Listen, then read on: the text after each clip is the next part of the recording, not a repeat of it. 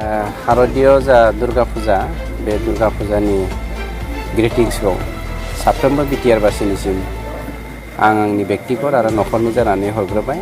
बे दुर्गा फुजाया जोंनि बिटिआर हालामाव सान्थि लाबोथों, जौगाथाय लाबोथों आरो खौसेथि लाबोथों। जों साफ्रोमबो जुगामियै गासैबो खैफोद आफोदनिफ्राय बारग'नानै जोंनि जा थांना थानायनि राहा लामा बेफोरखौ बानायना लानो हाथों। बेखौनो आं नोंथांमोननि मेडियानि गेजेरजों ग्रिटिंस हरनाय जाबाय। गोबां फुजा समावहाय माखासे मा होननांगौ जागोन बेखौ बेफोरबायदि सोलियोमोन, खिन्थु नैबे देग्लायनि बोसोरावहाय बेफोरबायदिखौ होनाय जायाखै। देग्लाय ओरैनो चिफ मिनिस्टारा डिसिफोरनिसिम स्ट्रिक्ट अर्डार हरखादों। दा बेखौ एडमिनिस्ट्रेसना बन्द' खालामदों। गतिके गोजौनिफ्रायनो एडमिनिस्ट्रेसना बन्द' खालामनाय हिसाबै निस्सय पुलिस प्रशासननिसिमबो बे बाथ्राखौ डिसिआ दैथायहरनाय जादों बा एडमिनिस्ट्रेसना दैथायहरदों।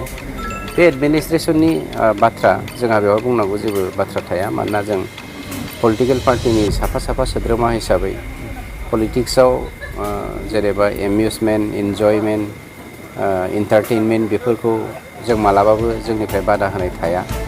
बे सोरबाया जुदि बुंदोंब्ला गभर्नमेन्टनि मानसिनि आखाइ दं होननानै बे गोरोन्थि।